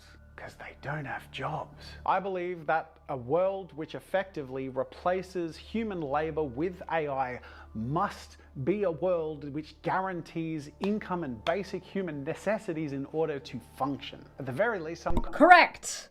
That's why I said something like universal income, or capitalists, like money stops existing. Right? We don't have to do the labor anymore. We've got robots to do the labor for us. Therefore, your livelihood is no longer tied to labor. But if we do one of the things without preparing for any of the other things, it's gonna cause a big ass fucking problem. If you want a good example of this or a science fiction parallel, it would be Star Trek. There's a reason Star Trek had a World War III in its history, right? The transition between these things is complicated and difficult, and people are gonna die. And because that's what always happens. Because everything we ever do and every advancement we ever make is throwing human suffering at it until we've thrown enough human suffering at it for it to change enough that we no longer need to throw human suffering at it. Everything is trial and error if you like just break it down into its like base core. Kind of universal basic income, which ardent capitalists hate because it sounds an awful lot like socialism. And yet we all know that capitalism is just selective socialism. This seems to have got very political. Got him. But at the end of the day, AI art is AI, and AI is intrinsically tied with politics and humanity. So, how might generative AI look if it were actually an overall good part of our future? I can imagine something like a tax, or if you hate the word, license, where powerful Gen AI tools are freely available to businesses and people, but the works that are produced with them or the businesses that use them are required to contribute a chunk of the profit to a resource pool that is then redistributed to universal basic income or to verified human art projects. And in that sort of scenario, AI is then actually empowering people. And the fact that it's built... That might be a way to get around the theft part of AI. I've talked about this before, having a pool of resources that is like delineated and given out to like culture, like that already exists. So things like when a town is funding a festival, right? When the city has incentives for people to play sports. Or like you get tax breaks on sending your kid to basketball, right? Like that's all fucking, I mean, for me it's hockey, but you know what I mean. Scholarships, stuff like that. So a lot of that stuff already exists. It's just not very much of it exists in the space for dancers, writers, and traditional or digital artists. And like having a bigger pool for doing stuff like that, musicians as well, would be great. I think that'd be a good idea. Built on the skills of humans gone by, actually is contributing to an overall greater good. If it's contributing to everyone's financial well-being and sustainability, and actually empowering the leisurely pursuit of art, while limiting people who would use generative AI's ability to exploit the work of others for financial gain. Because in a system like that, successful work produced with generative AI would be contributing back into the system that is feeding people. I'm not an economist or a historian or expert in any degree, but there are certainly systems that don't exist and may not even be realistic, at least not today, that are worth talking about and thinking about. It's hard to, because we can't really imagine anything like that being possible with systems set up as they currently are. But the systems of today are proving quite fragile. And if they fail or need to be repaired or replaced by something, the more we discuss these difficult things together, the better educated and empowered we can be to organize and collectively demand that the system that replaces it is built to properly cater to humanity. In a that sounds like unionizing. future where labor is an option and where art doesn't have to be commercially viable to be pursued. Yes! Art being able to be pursued without the requirement of being fucking commercially, what did he say? Commercially viable. Not everything has to be content. Not everything has to be that's made should be required to produce money. Holy shit. God, it's such a shitty box to be stuck in. There, like I said, there's fucking some goddamn fire in this fucking video.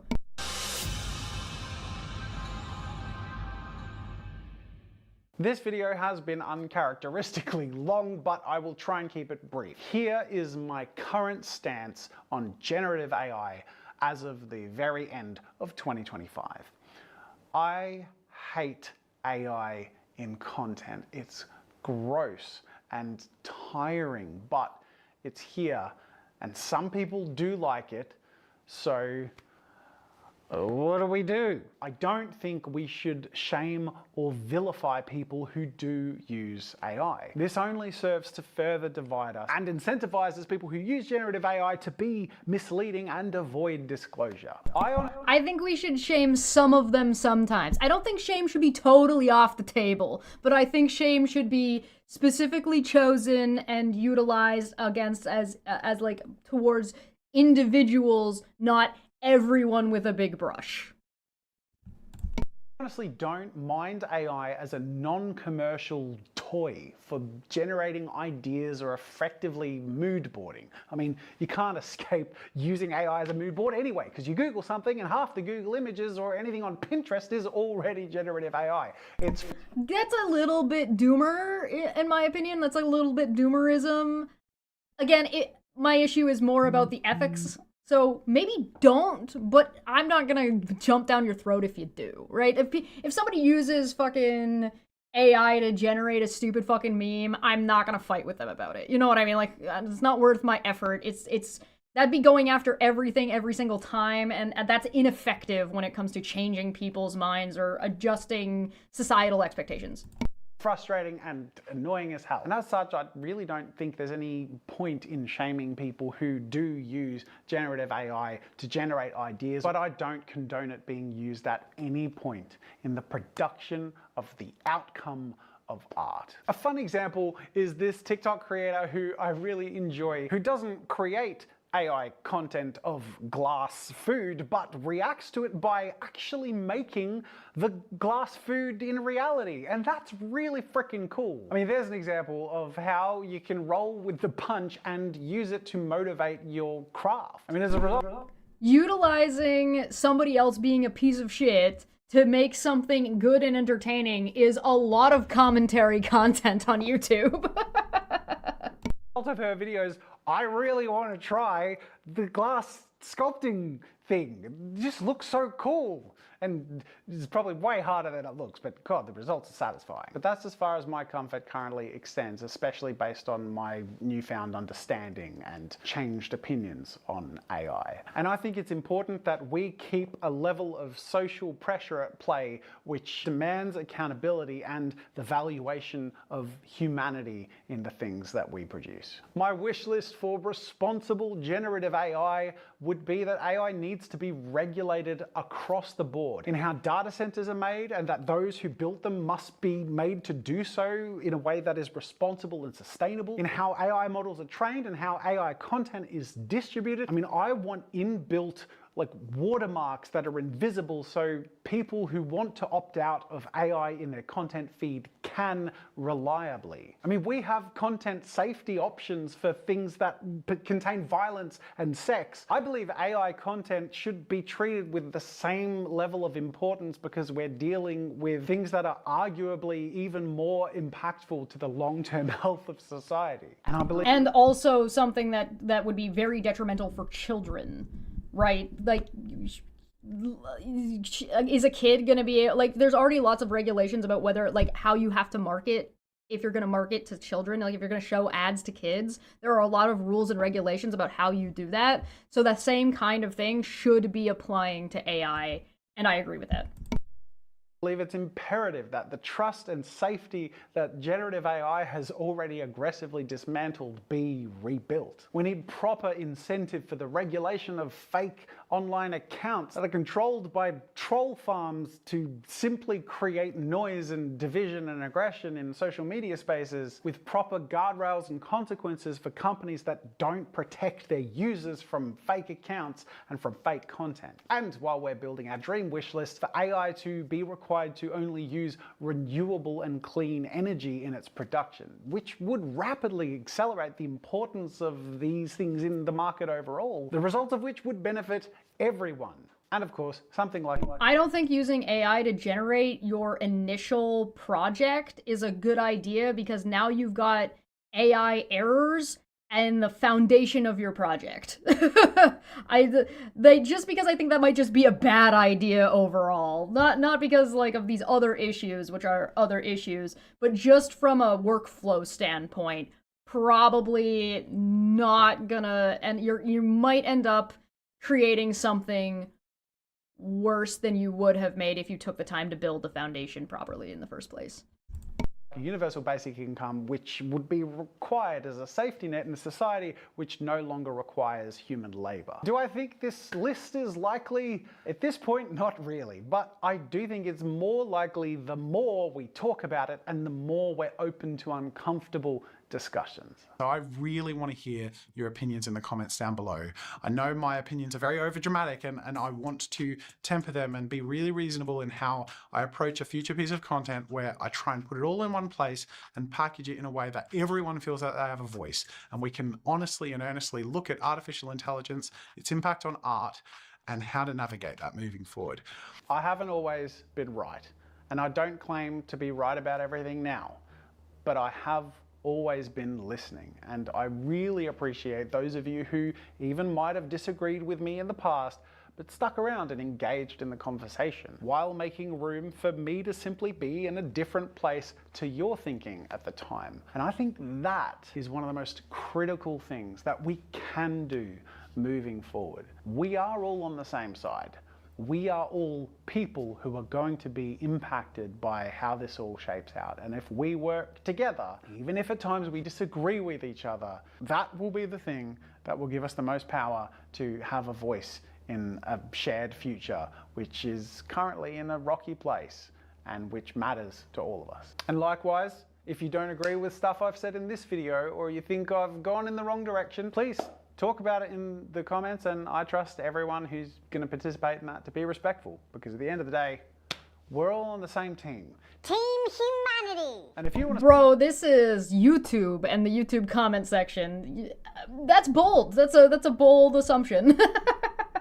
support Team Humanity, go to jazzstudios.com. There's 50% off of all digital products. It really is a huge and direct support to me and my family and this studio, who are all humans and don't use generative AI.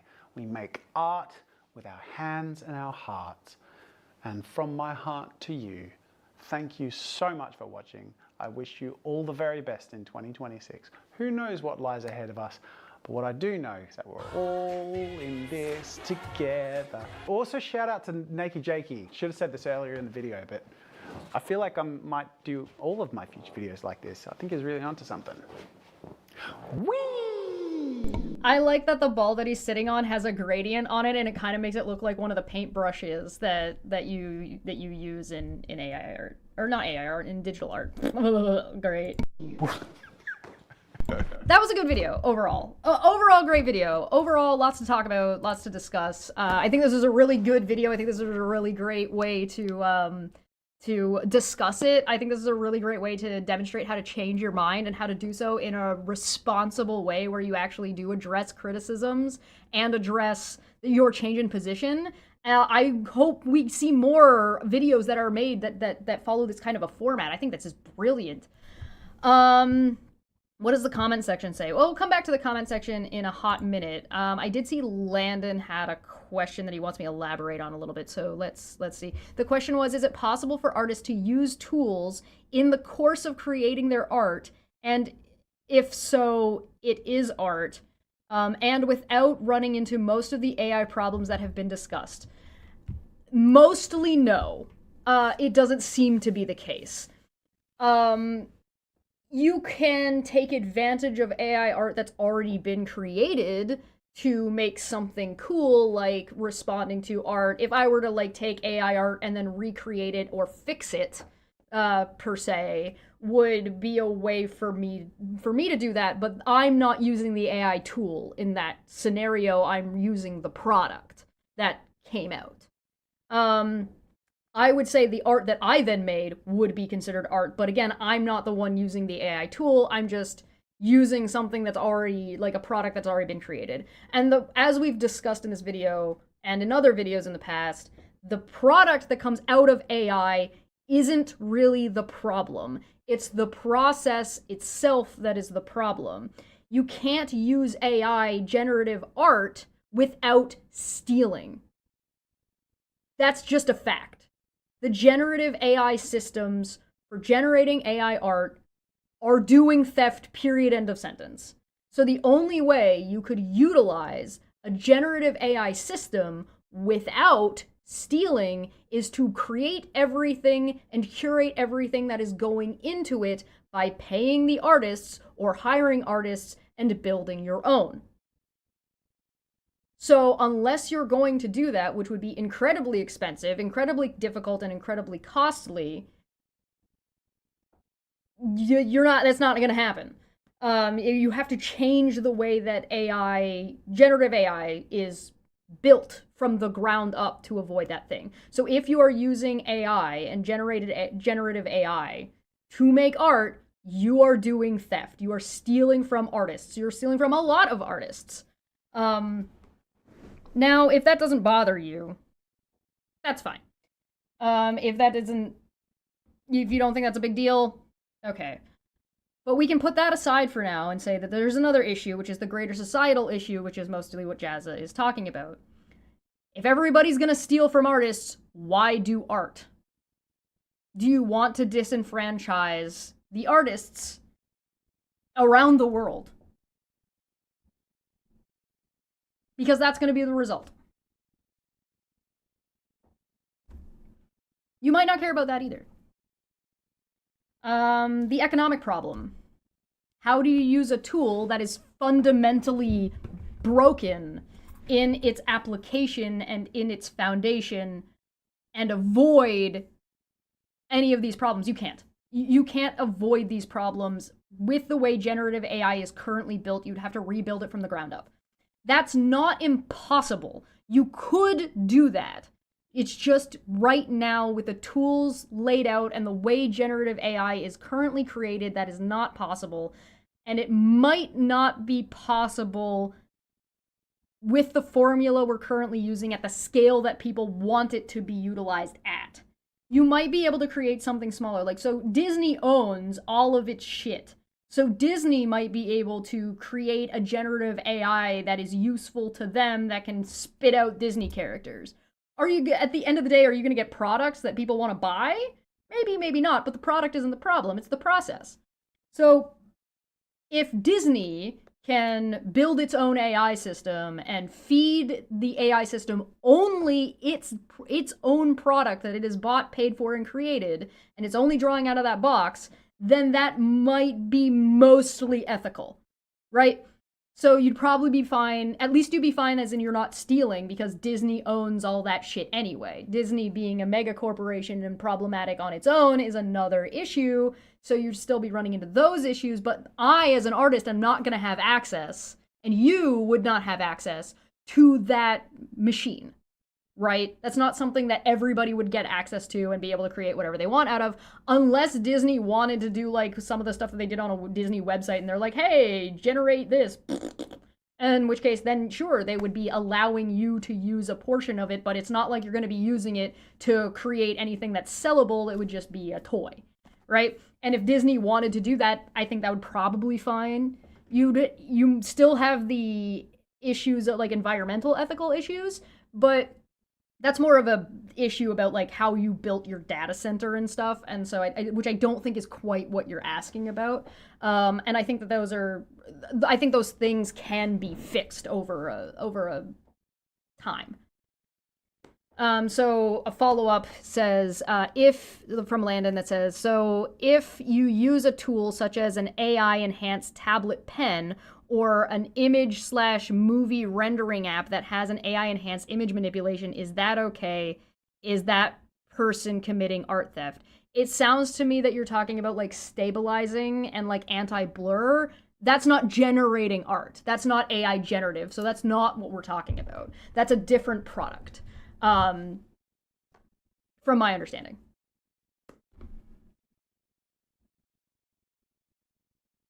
Did I remove the vid and live of you drawing to fix an AI image? No, but it might be members only. All right, so I'm going to take a quick break and then we're going to look at some of the comments. So I will be back momentarily.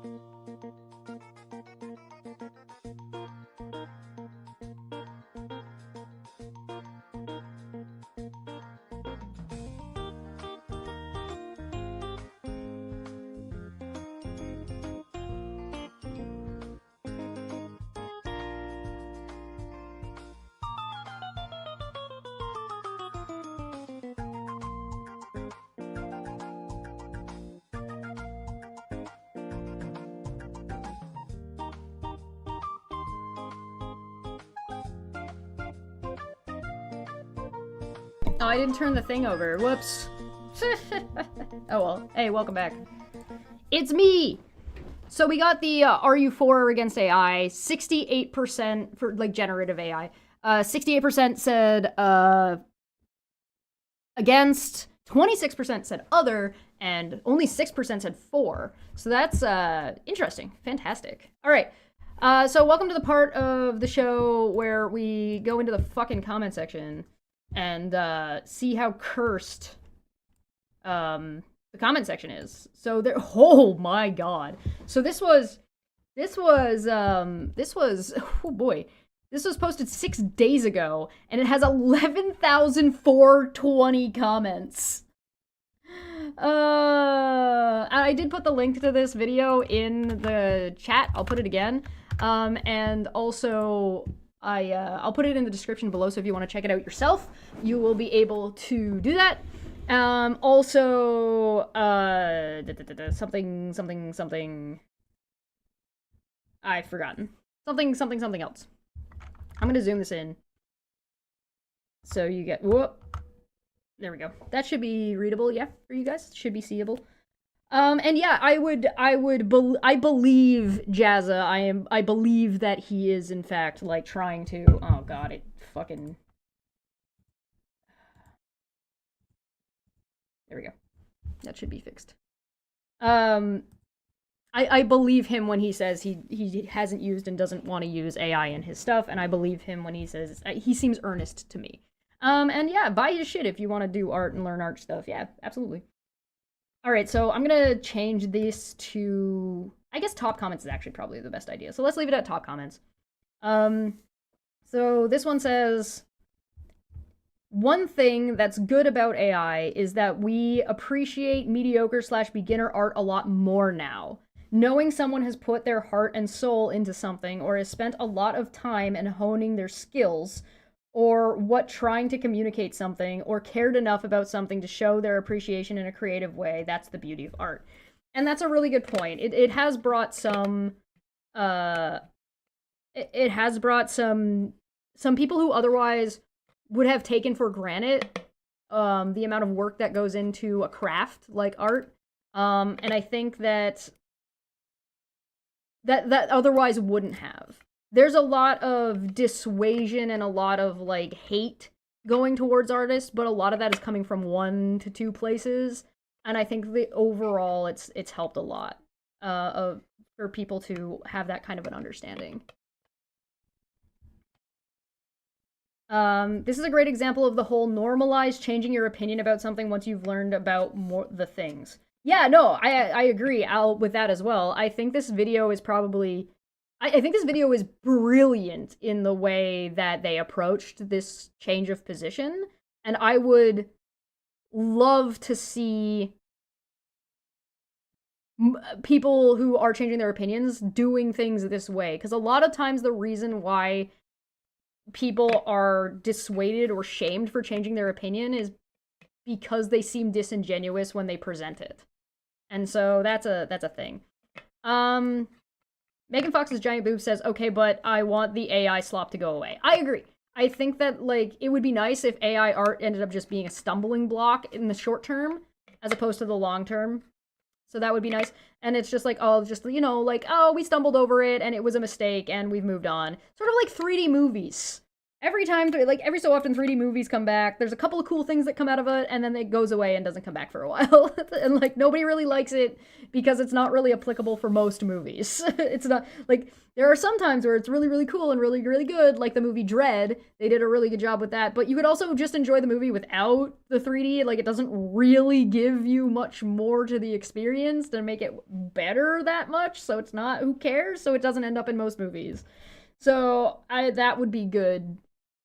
If somebody were to make a fucking movie about the problems of AI and used AI to generate the monster, then that would be ethically questionable, but you might end up with, like, a pretty solid product, right?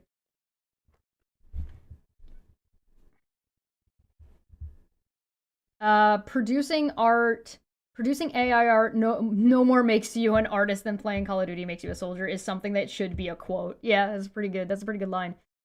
Now everyone could be an artist. You literally already could. Yeah, but here's the thing. What AI does is it enables people who are not willing to put in the work and effort to do something that is a laughable imitation of what they envy.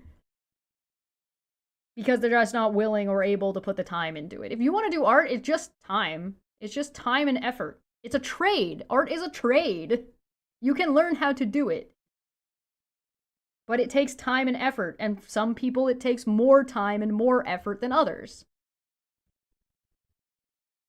Considering yourself an artist because you typed prompts is like considering yourself a chef because you ordered a meal at a restaurant. Pretty good. Changing your mind is allowed. Saying I was wrong is honorable. Thank you. Yeah, one of the things I do like about this video is there is no apology. This isn't an apology video. He didn't apologize for anything, and I don't think he should. I was critical last time. That doesn't mean he needs to apologize. We got past NFTs, we can get past this. Yeah, no, I'm here with Inkstar. I'm gonna like this comment. Yes, absolutely. We got past NFTs, we can get past this. Yep. I won't be surprised to see fucking NFTs rear its head again and then go away again. Or something like a little bit different. Within a couple of years, I went from cool Plankton screaming out Tool songs to it's kinda sucks actually to we are so fucked. Yeah, I mean, one of the things, like, guilty pleasure, I really fucking had a fun time watching and listening to videos about like, Obama, Joe Biden, and Donald Trump playing Five Nights at Freddy's. I thought that shit was hilarious, but it was clearly parody, and it was, like, generating the voices, but there was clearly, like, a script writer, and somebody had to play the game to get all the stuff together, and da-da-da-da-da, like, that was a process. So, I thought the product was fucking entertaining. I don't know about the ethics of obtaining the voice clips. Maybe it works a little bit better because it's the president. You're not stealing, like, Celine Dion's voice to write a song, you know what I mean? But, yeah.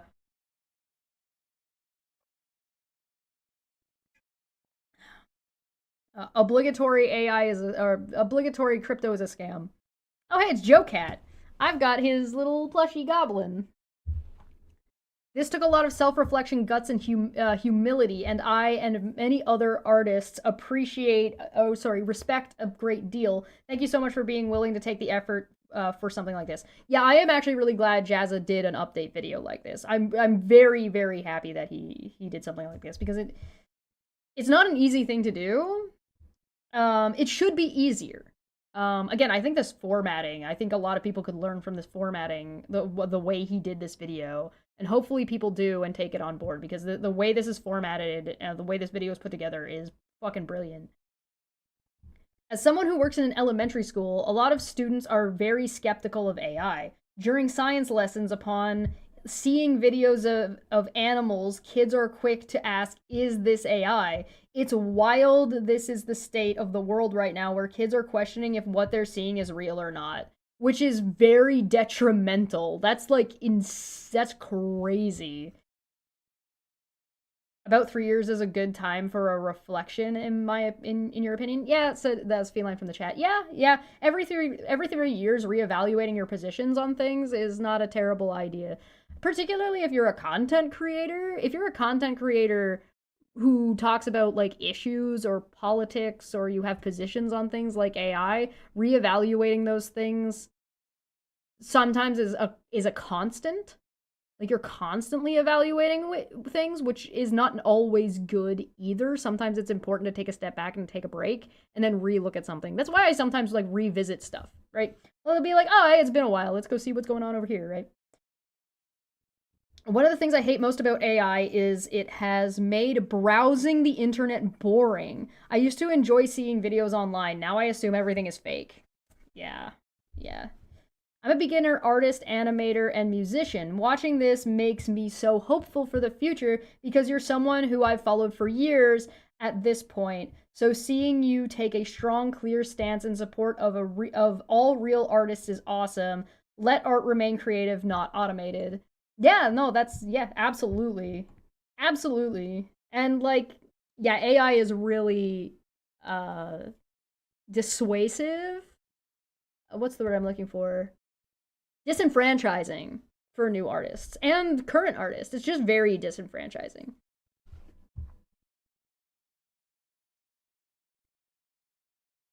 The official word of the year for 2025 is literally slop.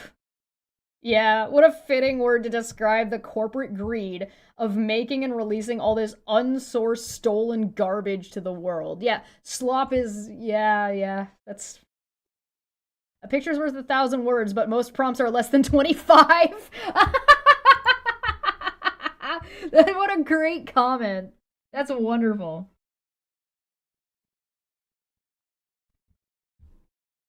I am, let's just be crass, say, severely mentally ill. I pour my weird mental thoughts and anguish into art as an outlet. AI will never reach my level of broken brainness to compete. Oh. Yeah, it do be like that sometimes. Any kind of, like, art... I honestly do think that everybody should pick up some kind of art as a hobby, because it is just a healthy thing to do. It doesn't have to be, like, drawing art. It doesn't have to be traditional or tablet-based. It can be, like, movement, dance, anything, music, and you don't have to be good at it. The goal isn't to necessarily be good at the thing that you're doing, singing. The goal is to just have a fucking hobby and do something.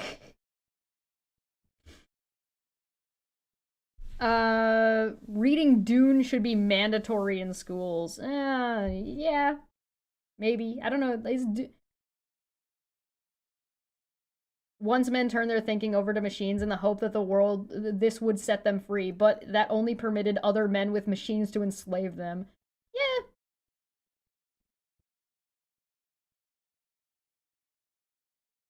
AI, quote, AI companies open Pandora's box looking for spare change.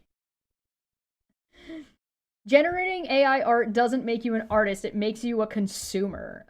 Edit to respond to some of the fervent defenders of AI responding to this comment. By definition, AI cannot create anything that is beyond the scope of what humans have already made. This is correct.